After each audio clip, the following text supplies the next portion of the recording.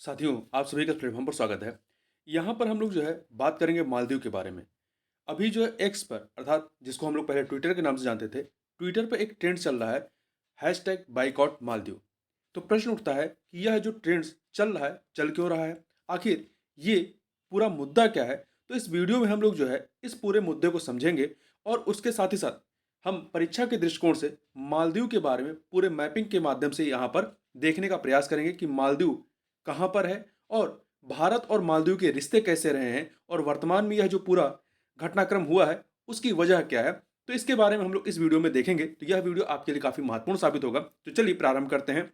देखिए, अभी हुआ क्या, कुछ दिन पहले जो है मालदीव की मंत्री मरियम श्यूना और जाहिद रमीज समेत कई मालदीव के नेताओं की भारत और प्रधानमंत्री नरेंद्र मोदी के बारे में की गई अपमानजनक टिप्पणियों के बाद जो एक्स है, जिसे हम लोग ट्विटर के नाम से पहले जानते थे, पर बाइकॉट मालदीव ट्रेंड करने लगा है। हुआ क्या कि अभी कुछ समय पहले जो है भारत के प्रधानमंत्री नरेंद्र मोदी जो है वो लक्षद्वीप की, जो कि भारत का एक संसदीय प्रदेश है, लक्षद्वीप की यात्रा पर गए हुए थे। और उस यात्रा के बाद ये जो पूरा घटनाक्रम हुआ है कि मालदीव के जो कुछ मंत्री रहे हैं, इन मंत्रियों ने जो है भारत के बारे में और प्रधानमंत्री के बारे में जो है वो गलत टिप्पणियां की हैं। उन टिप्पणियों के विरोध स्वरूप जो है ये आपका बाइकॉट मालदीव ट्रेंड चल रहा है। देखिए, और इसी ट्रेंड के तहत जो है कई सारे जो भारतीय कह सकते हैं एक्टर्स हैं और जो आपके क्रिकेटर हैं, जो इस तरह के बहुत सारे लोग जो हैं, इन लोगों ने जो है इसके खिलाफ एक तरीके से बात कहना चालू की है कि हमें जो है मालदीव जाकर के, पर्यटन के लिए मालदीव ना जाकर के, हमें अपने देश के जो इस प्रकार के द्वीपीय जगहें हैं, चाहे अंडमान निकोबार है, लक्षद्वीप है, यहाँ पर हमें जाना चाहिए। तो थोड़ा सा हम लोग देख लेते हैं कि मालदीव जो भारत के पर्यटक जाते हैं, तो यदि ना जाएं तो क्या प्रभाव पड़ेगा। देखिए, मालदीव के सरकारी आंकड़ों के अनुसार 2023 में मालदीव जाने वाले पर्यटकों में भारतीयों की संख्या सर्वाधिक थी। 2023 में मालदीव जाने वाले 18.78 लाख पर्यटकों में से 2.09 लाख जो है वो भारतीय थे। तो इस प्रकार से भारत से एक बहुत बड़ी संख्या में जो है पर्यटक जो है पर्यटन के लिए मालदीव जाते हैं। और आप ऐसे भी देखिए, मालदीव जो है एक द्वीपीय देश है, उसकी अर्थव्यवस्था जो है वो पर्यटन पर ही बहुत बड़े स्तर पर या बहुत बड़े कह सकते हैं, बहुत बड़ी सीमा तक कह सकते हैं कि उसकी अर्थव्यवस्था वो पर्यटन पर डिपेंड करती है। यदि यहाँ से पर्यटक जाना बंद कर देंगे तो एक प्रकार से उनकी इकोनॉमी के लिए काफ़ी नुकसानदायक साबित होगा। अब हम लोग आगे चलते हैं। अब थोड़ा सा बैकग्राउंड देख लेते हैं। देखिए, अभी कुछ समय पहले जो है मालदीव में राष्ट्रपति का चुनाव हुआ। उससे पहले जो वहाँ के राष्ट्रपति थे, जो अभी हाल ही में राष्ट्रपति चुने गए हैं, इससे पहले वहाँ राष्ट्रपति थे इबू सोलही। इबू सोलही वहाँ के राष्ट्रपति थे। ये इबू सोलही जो है 2018 में चुने गए थे। इबू सोलही ये भारत समर्थक माने जाते रहे हैं, भारत समर्थक माने जाते हैं। इन्होंने जो है भारत प्रथम नीति की पुष्टि की थी। ठीक है। तो इसके बाद जो है अभी 2023 में चुनाव हुआ। इस 2023 में जो है इबू सोली जो है पराजित होते हैं और यहाँ पर जो है मोहम्मद मुइज्जू ये जो है राष्ट्रपति चुने जाते हैं। देखिए, जो इबू सोलही थे वो हारे क्यों? क्योंकि उनकी हार का जो कारण था उसमें सत्ता विरोधी भावनाएं थी। कोविड-19 के बाद की जो आर्थिक चिंताएं वहां पे थी, क्योंकि ये जो है पूरी इकोनॉमी पर्यटन पर डिपेंड करती है। तो कोविड के समय में पर्यटन की जो गतिविधियां थी वो काफी हद तक ठप हो गई। इसके साथ साथ इनकी जो पार्टी का आंतरिक विभाजन था और जो मोहम्मद मुइज्जू जो वर्तमान में राष्ट्रपति बने हैं, इन्होंने वहां पर एक कैंपेन चलाया था भारत बाहर, मतलब इंडिया आउट करके। और मोहम्मद मुइज्जू जो है ये चीन समर्थक माने जाते हैं। तो चीन समर्थक ये माने जाते हैं और मोहम्मद मुइज्जू जो है वर्तमान में राष्ट्रपति हुए हैं। और ये जो चुनाव हुआ था, इस चुनाव में मालदीव में भारत और चीन के प्रभाव के बीच मुकाबले मुकाबले के तौर पर इसको एक तरीके से देखा गया था। और मालदीव में जो है चीन ने काफी बड़े स्तर पर जो है यहाँ पर निवेश किया हुआ है। और मालदीव जो है, जो आपका चाइना का बेल्ट एंड रोड इनिशिएटिव है, उस रोड इनिशिएटिव में जो है एक प्रकार से यह साझेदार है। और ये सब चीजें यहां पर घटित होती हैं। अब आगे इसके बारे में हम लोग देखते हैं। देखिए, थोड़ा सा चुनाव के बारे में हम देख लेते हैं। तो मालदीव की जो चुनावी प्रणाली है वो फ्रांस के समान है, जहां पर विजेता को 50% से अधिक वोट हासिल करने होते हैं। यदि पहले राउंड में कोई भी इस आंकड़े को पार नहीं कर पाता तो चुनाव का फैसला दूसरे राउंड में शीर्ष 2 उम्मीदवारों द्वारा प्राप्त किए गए वोटों के आधार पर किया जाता है। तो इस प्रक्रिया से यहां पर चुनाव होते हैं। ये हमने चुनाव के बारे में देख लिया। अब चलते थोड़ा सा हम लोग भारत और जो मालदीव का ऐतिहासिक बैकग्राउंड है, उस ऐतिहासिक बैकग्राउंड को थोड़ा सा समझ लेते हैं। देखिए, भारत और मालदीव के ऐतिहासिक संबंध जो है वो सदियों पुराने हैं। 12वीं शताब्दी में मालदीव में प्रमुख धर्म के रूप में स्थान बौद्ध धर्म का स्थान जो है इस्लाम ने ले लिया, जो कि एक महत्वपूर्ण सांस्कृतिक बदलाव का प्रतीक था। मतलब पहले वहां पे जो था बौद्ध धर्म का प्रभाव था, वर्तमान में वहां पे जो है इस्लाम का प्रभाव ज्यादा है। वर्ष 1887 से 1965 तक ब्रिटेन के संरचित राज्य के रूप में भी मालदीव आवश्यक वस्तुओं और वाह्य विश्व के साथ संचार के लिए भारत पर निर्भर बना रहा था। ठीक है, यदि थोड़ा सा हम और आंकड़ों की बात करें तो देखिए, भारत और मालदीव के बीच जो द्विपक्षीय व्यापार है वो लगभग जो है कितना है, वो लगभग 323 मिलियन अमेरिकी डॉलर है, जो मुख्यतः भारत के पक्ष में कैसे, मतलब भारत जो है मालदीव को जो है वो निर्यात ज्यादा करता, अपने सामान ज्यादा बेचता है और वहां से आयात कम करता है। तो ये जो है हमारे पक्ष में है। इसके साथ ही भारत जो है 2021 में जो है मालदीव का तीसरा सबसे बड़ा व्यापारिक भागीदार बन गया था। 2021 में तीसरा सबसे बड़ा व्यापारिक भागीदार बन गया था। ठीक है, तो ये कुछ आंकड़े हैं। अब कुछ अन्य बातों को देख लेते हैं। अब हम लोग बात करते हैं यहाँ की भौगोलिक अवस्थित के बारे में। देखिए, मालदीव जो है, मालदीव में 90,000 वर्ग किलोमीटर क्षेत्र में विस्तृत 1200 से अधिक, कितने, 1200 से अधिक द्वीप शामिल हैं, जहां इसका लगभग, इन द्वीपों का लगभग 99.6% क्षेत्र जो है वो समुद्र में निमग्न है, मतलब समुद्र के अंदर है। विशेषज्ञों का मानना है कि वर्ष 2050 तक मालदीव का लगभग 80% भाग जो है वो ग्लोबल वार्मिंग, या जो ग्लोबल वार्मिंग है इसकी वजह से जो आपका समुद्र का जल स्तर बढ़ेगा उस परिघटना के कारण जल में विलुप्त हो सकता है। भारत से इसकी निकटता को देखते हुए जलवायु परिवर्तन के विरुद्ध मालदीव के संघर्ष के संदर्भ में भारत की जो है भूमिका काफी महत्वपूर्ण हो जाती है। ठीक है, तो यहां पर आप थोड़ा सा इसको हम लोग मैप में देख लेते हैं।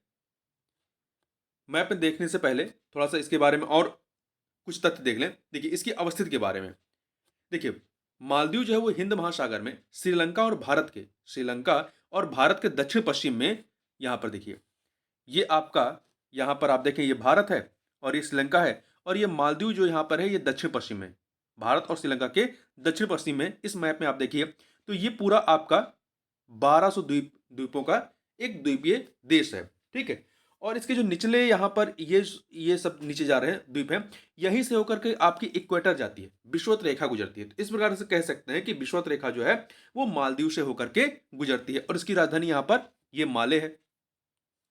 चलिए कुछ अन्य चीजों को पहले देख लेते हैं। देखिए, तो यहां पर क्या है कि मालदीव हिंद महासागर में श्रीलंका और भारत के दक्षिण पश्चिम में एक दक्षिण एशियाई द्वीप समूह है, राज्य है। 26 एटोल को मिला करके यह एशिया का सबसे छोटा देश और दुनिया के सबसे भौगोलिक रूप से फैले हुए संप्रभु राज्यों में से एक है। समुद्र सहित लगभग 90,000 वर्ग किलोमीटर के कुल क्षेत्रफल और यहाँ की जो आबादी कितनी है, 5,21,021 की आबादी के साथ यह एशिया में दूसरा सबसे कम आबादी वाला देश है। और जो इसकी राजधानी माले है, माले जो राजधानी है जो चागोस लैकाडीज रिज पर स्थित है, जो इसे दुनिया का सबसे निचला देश बनाती है। और ध्यान रखिएगा कि 2500 से अधिक वर्षों से बसे हुए मालदीव का एक समृद्ध इतिहास है, जो इस्लाम और यूरोपीय औपनिवेशिक शक्तियों से प्रभावित रहा है। और 1965 में यूनाइटेड किंगडम से इसे स्वतंत्रता मिली है। ठीक है, 1965 तक जो है ये आपका यूनाइटेड किंगडम के अधीन बना रहा है। इसके अतिरिक्त आप देखें यहां पर, तो ये हमने मैप में यहां पर देख लिया। अब कुछ अन्य चीजों को देख लेते हैं। तो देखिए, कुछ अन्य बातों को देखिए। मालदीव जो है हिंद महासागर में स्थित एक टोल गेट की तरीके से कार्य करता है। इस द्वीप श्रृंखला के दक्षिणी और उत्तरी हिस्से में संचार के दो महत्वपूर्ण समुद्री मार्ग हैं, जिसे शॉर्ट में हम लोग SLOCS कहते हैं। SLOCS मतलब सी लाइंस ऑफ कम्युनिकेशन, संचार की समुद्री लाइन स्थित है। ये जो आपके संचार की समुद्री लाइन या SLOCS है, ये पश्चिम एशिया में अदन की खाड़ी तथा होर्मुज की खाड़ी तथा दक्षिण पूर्व एशिया में मलक्का जलसंधि के बीच समुद्री व्यापार के लिए प्रमुख है। इसको आप थोड़ा सा मैप में देखिए। यहां पर ये मैप है, तो यहां पर आप देखिए, यहां पर आपका यमन है, ओमान है, और इधर आपका ये अफ्रीका है। यहीं पर आपका क्या है, गल्फ ऑफ अदन है। यहां पर गल्फ ऑफ अदन है, और यहां पे ऊपर जो है, यहां पर क्या है आपका होर्मुज जलसंधि है, स्टेट ऑफ होर्मुज है। ठीक है, और इधर आपका गल्फ है, द गल्फ है। यहाँ पर स्टेट ऑफ होर्मुज है, ये स्टेट ऑफ होर्मुज जो है यहाँ पर, ये यहाँ पर आपका गल्फ ऑफ ओमान है और इधर गल्फ है। इन दोनों, फारस की खाड़ी है, इसे आप फारस की खाड़ी कह सकते हैं, इन दोनों को मिलाने कार्य करता है। और यहाँ पर जो आपका अदन की खाड़ी है, यहीं पर बाब अल मंदेव जलसंधि है। बाब अल मंदेव जलसंधि जो है, ये आपका यहाँ पर अदन की खाड़ी को, गल्फ ऑफ अदन को, इधर रेड सी है, इससे जोड़ने का कार्य करता है।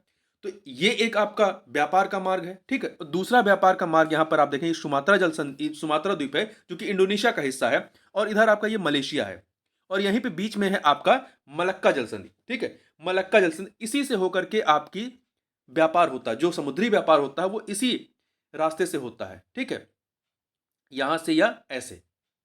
तो ये जो आपका ये मालदीव है, इसके उत्तरी और दक्षिणी दोनों हिस्से क्या करते हैं, एक गेट के तरीके से आपका कार्य करते हैं, ठीक है।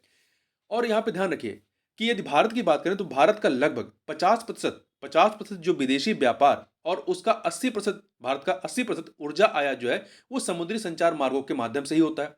तो इन संचार मार्गों की सुरक्षा, इन संचार मार्गों की सुरक्षा के लिए मालदीव की भूमिका काफी महत्वपूर्ण हो जाती है, ठीक है। तो इसलिए भारत का जो है मालदीव से संबंध का अच्छा होना वो काफी जरूरी है। और इसी हिस्से में आप देखें तो चाइना जो है लगातार अपना प्रभाव बना रहा है। जैसे आप देखें, चाइना ने दो यहाँ पे पोर्ट बना है, एक देखिए यहाँ पे ग्वादर पोर्ट बना रहा है जो कि पाकिस्तान के हिस्से में है, और इधर श्रीलंका का हम्बन बटोटा जो आपका पोर्ट है, ये चाइना के द्वारा बनाया जा रहा है, ठीक है। और यहां पर इस प्रकार से लगातार जो है चाइना के द्वारा भारत को घेरने की प्रयास किए जा रहे हैं, ठीक है, भारत को लगातार घेरने का प्रयास किया जा रहा है। और यहां पर देखें तो ये मालदीव है, यहां पर ऊपर हमारा लक्षद्वीप है, लक्षद्वीप है जो कि भारत का संघ शासित प्रदेश है, ठीक है। तो ये चीजें आपने मैप में यहां पे देख ली। अब थोड़ा सा और चीजों को देख लेते हैं। तो देखिए, यही हमने कहा कि ये जो आपका संचार की जो समुद्री लाइन है, संचार की समुद्री लाइन एस एलोसियस है, ये पश्चिम एशिया में अदन की खाड़ी तथा होर्मुज की खाड़ी तथा दक्षिण पूर्व एशिया में मलक्का जलसंधि के बीच समुद्री व्यापार के लिए प्रमुख है। और इसकी जो भौगोलिक अवस्थिति है आपकी मालदीव की, इसमें मुख्य रूप से प्रवाल भित्ति और एटोल शामिल है तथा अधिकांश क्षेत्र जो है वो विशिष्ट आर्थिक क्षेत्र, एक्सक्लूसिव इकोनॉमिक जोन्स के अंतर्गत आते हैं। मतलब ये आपके मालदीव के अधिकार क्षेत्र में आते हैं। और एक चीज और फैक्ट याद रखिएगा, 8 डिग्री जो चैनल है, जैसे आपने 9 डिग्री चैनल सुना होगा, 10 डिग्री चैनल सुना होगा, तो जो 8 डिग्री चैनल है, 8 डिग्री चैनल जो है, ये 8 डिग्री चैनल भारतीय मिनिकाय जो कि लक्षद्वीप, जो लक्षद्वीप हमारा संसदीय प्रदेश है, उसका एक, उस द्वीप समूह का एक हिस्सा है मिनिकाय, ठीक है। तो भारतीय मिनिकाय को मालदीव से अलग करने का कार्य करती है। आप यहाँ पे मैप में देखें तो यहाँ पर आपको, एक सेकंड, ये लक्षद्वीप है, इधर नीचे ही लक्षद्वीप का ही एक द्वीप है आपका मिनिकाय, और इधर आपका ये मालदीव है। तो यहाँ पर 8 डिग्री चैनल जो है, 8 डिग्री चैनल इसको अलग करने का कार्य करती है। तो इस चीज को आप यहां पर ध्यान रखिएगा। अब थोड़ा सा और आगे देख लेते हैं चीजों को। देखिए, अब मालदीव में जो विभिन्न ऑपरेशन हुए हैं, उन विभिन्न ऑपरेशनों के बारे में बात कर लेते हैं। देखिए, एक ऑपरेशन है ऑपरेशन कैक्टस, ये 1988 में हुआ था। ऑपरेशन कैक्टस 1988, ऑपरेशन कैक्टस के तहत भारतीय सशस्त्र बलों ने तख्तापलट की कोशिश को नाकाम करने में मालदीव सरकार की मदद की थी। ऑपरेशन नीर 2014, इससे पहले जो आपका सुनामी आई थी 2004 में, जो सुनामी आई थी उसमें भी भारत ने जो है त्वरित सहायता प्रदान की थी मालदीव की। ऑपरेशन नीर 2014 में क्या होता कि यहां पर पेयजल संकट उत्पन्न हो गया था, क्योंकि ये एक समुद्र के बीच में स्थित द्वीपीय देश है, तो यहां पर जल के प्राकृतिक स्रोत नहीं है। तो ये क्या करते हैं, ये जो समुद्री जल होता है उसे ही प्यूरिफाई करके पीते हैं। तो उसी प्यूरिफिकेशन में जो है इनको संकट उत्पन्न हुआ था, तो भारत ने जो है ऑपरेशन नीर चला करके पेयजल संकट से निपटने में मालदीव की मदद की थी। इसके बाद ऑपरेशन संजीवनी, जो आपका कोविड-19 का जो टाइम पीरियड था, उस समय भारत ने मालदीव को ऑपरेशन संजीवनी के तहत कोविड-19 से निपटने के लिए सहायता के रूप में 6.2 टन आवश्यक दवाओं की आपूर्ति की थी, ठीक है।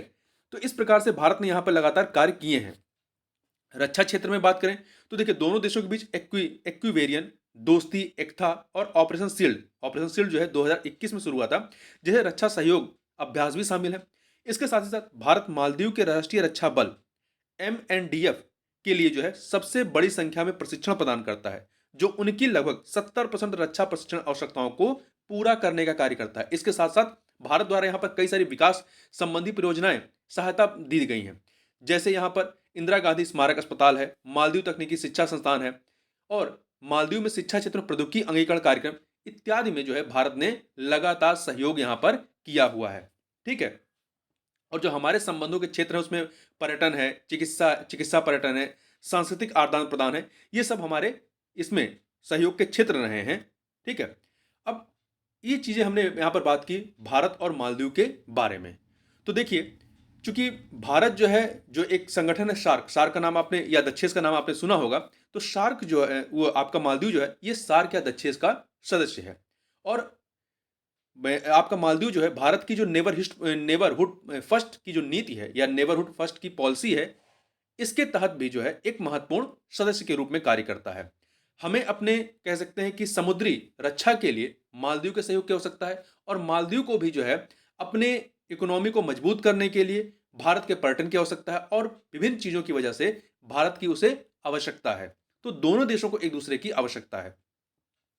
तो ये पूरा घटनाक्रम था भारत और मालदीव के बारे में। अब हम लोग थोड़ा सा एक प्रश्न देख लेते हैं जो पीछे की परीक्षा में आया हुआ 2014 में ये प्रश्न पूछा गया था कि निम्नलिखित में से कौन सा द्वीप युग्म 10 डिग्री चैनल द्वारा एक दूसरे से विभाजित होते हैं। हमने 8 डिग्री चैनल की बात की थी, तो 10 डिग्री चैनल जो है ये आपका अंडमान और निकोबार को अलग करने का कार्य करता है। अंडमान और निकोबार को अलग करने का कार्य करता है 10 डिग्री चैनल। जबकि 8 डिग्री चैनल क्या है, वो आपको मालदीव और मिनिकाय के बीच, मिनिकाय को जो है मालदीव से अलग करता है 10 डिग्री, वो 8 डिग्री चैनल। ठीक है। इसी प्रकार से 9 डिग्री चैनल है। तो इन चीजों को आप याद रखिएगा। तो इस वीडियो में बस इतना ही, मिलते हैं नेक्स्ट वीडियो में, तब तक के लिए बहुत बहुत धन्यवाद।